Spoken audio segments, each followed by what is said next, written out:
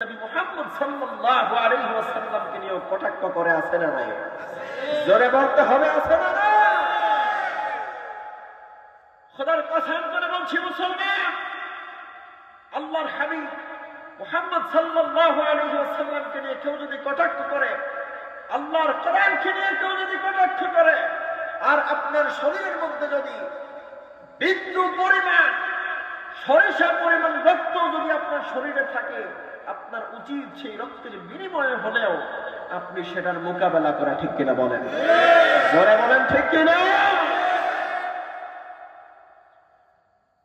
এই বাংলাদেশ শান্তিপ্রিয় দেশ, ঠিক কিনা বলেন?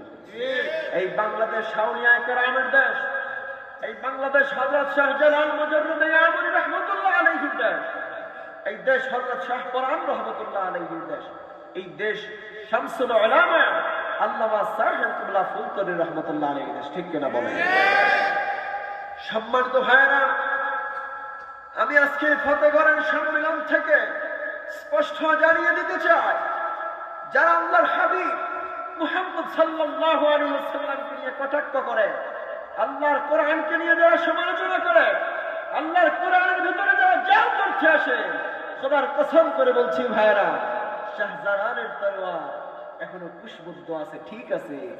আল্লাহ তাআলার ইজ্জতের কসম করে বলছি, সেই তলোয়ারের মধ্যে এখনো জান নাই, কথা বলেন ঠিক কিনা? সেই শাহজালালের তলোয়ার যদি একবার গর্জে ওঠে, আর নবীর দুশমনরা, কোরআনের দুশমনরা পালাবার মতো রাস্তা খুঁজে পাবে না, কথা বলেন ঠিক কিনা?